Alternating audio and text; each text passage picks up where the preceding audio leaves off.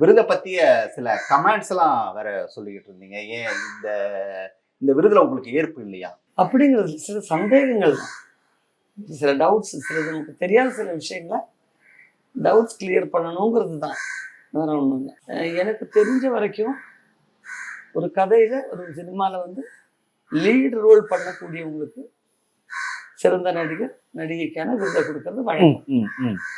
Central character யார் பண்றாங்களோ அவங்களுக்கு. அதே மாதிரி படங்கள்ல நல்ல சப்போர்ட்டிங் கேரக்டர் பண்றாங்க பாருங்க. இந்த படத்துல ஸ்ட்ராங்கா லீட் ரோல் இல்லாம ஒரு சப்போர்ட்டிங் நல்ல ஒரு கேரக்டர் பண்றாங்க பாருங்க, அவங்களுக்கு சப்போர்ட்டிங் ஆக்டர் அவார்டு கொடுப்பாங்க. அதுதான் வழக்கமாக இருந்தது. இப்ப நான் லீட் ரோல் பண்ணியிருக்கேன், என் கூட கிடைச்ச சக நடிகரான விஜயராகவனும் படத்துல கதாநாயகன் லீட் ரோல் பண்ணி, எங்க 2 பேருக்குமே சப்போர்ட்டிங் ஆக்டர்ஸ் கொடுத்துருக்காங்க. அப்படின்னா அந்த சப்போர்ட்டிங் ஆக்ட்ரஸ்ன்ற ஒரு கேட்டகரி இருக்குல்ல, அவங்களுக்கு நாளைக்கு சினிமாவில் என்ன எதிர்பார்ப்பு? அப்படிப்பட்ட கதாபாத்திரங்கள் பண்றவங்களுக்கு அப்போ லீட் ரோல் பண்றவங்க பெஸ்ட் ஆக்டர்ஸும் எடுத்துக்கிறாங்க, சப்போர்ட்டிங் ஆக்ட்ரஸும் எடுத்துக்கிறாங்க. அப்படின்னா எங்களுக்கு என்ன இருக்கு?